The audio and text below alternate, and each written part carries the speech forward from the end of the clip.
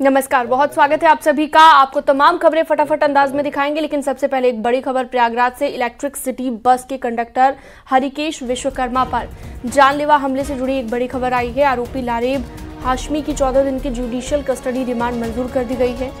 ACJM court ने मंजूर की है जुडिशियल कस्टडी रिमांड।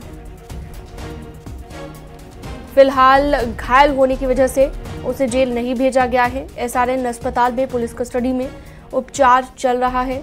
मुठभेड़ में लारेब हाशमी के पैर में गोली लगी है और परिवार में भी आरोपी लारेब हाशमी काफी गुस्सैल प्रवृत्ति का बताया गया।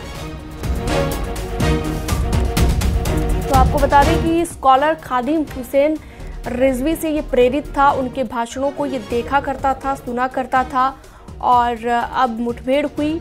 लारेब हाशमी के पैर में जो गोली लगी है, उसके बाद अब मुठभेड़ के बाद जुडिशियल कस्टडी रिमांड पर भी उसे लिए जाने की तैयारी हो चुकी है, मंजूर कर दी गई है एसीजेएम कोर्ट की तरफ से जुडिशियल कस्टडी रिमांड, जिसके बाद अब 14 दिन तक पूछताछ लारेब हाशमी से की जाएगी। चलिए सीधा रुख करते हैं प्रयागराज से। सर्वेश दुबे हमारे साथ लाइव जुड़ चुके हैं। इस पर ज्यादा जानकारी के लिए, बातचीत के लिए 14 दिन की जुडिशियल कस्टडी रिमांड मंजूर कर ली गई है यहाँ पर। सर्वेश, तो मानकर ये चला जा सकता है कि आने वाले वक्त में कई बड़े खुलासे अब मामले को लेकर होंगे? देखिए, मैं आपको बता दूं कि ये शुक्रवार की घटना थी, जबकि बीटेक का छात्र लारेब हाशमी का बस के किराए को लेकर कंडक्टर से विवाद हुआ था और इलेक्ट्रिक सिटी बस के कंडक्टर हरिकेश विश्वकर्मा पर उसने चापड़ से हमला कर दिया था, जिससे कि वो लहूलुहान हो गया था और गंभीर हालत में उसे इलाज के लिए भर्ती कराया गया था। इसी मामले में उसकी गिरफ्तारी की गई थी चांडी गांव से, घटनास्थल से 2.5 किलोमीटर की दूरी पर, और देर शाम पुलिस के साथ मुठभेड़ हुई थी जिसमें वो घायल हो गया था। इस मामले में कल कोर्ट में पुलिस ने पेश किया, उसके कागजात को पेश किया। चूंकि वो घायल है, इलाज चल रहा है, तो एसीजेएम कोर्ट ने 14 दिन की जुडिशियल कस्टडी रिमांड मंजूर कर ली है। उसे जेल भेजा जाना था, लेकिन चूंकि वो घायल है इसलिए पुलिस कस्टडी में उसका उपचार एसआरएन अस्पताल में चल रहा है। इस बीच डेवलपमेंट यह है कि पुलिस अधिकारियों ने बताया कि अगर जरूरत पड़ेगी तो कोर्ट अदालत में एक अर्जी दाखिल की जाएगी और अर्जी दाखिल करते हुए पुलिस कस्टडी रिमांड मांगी जाएगी, ताकि उसमें अगर और कोई बरामदगी करानी है और पूछताछ करनी है तो पूछताछ की जा सके।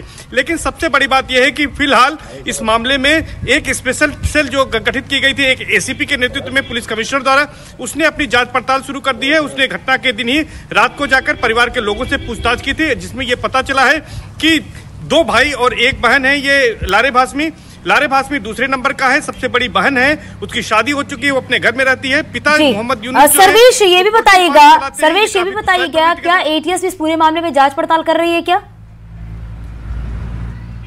देखिए, एटीएस कल यहाँ पर पहुंच गई थी और एटीएस ने अपनी जांच पड़ताल शुरू कर दी है।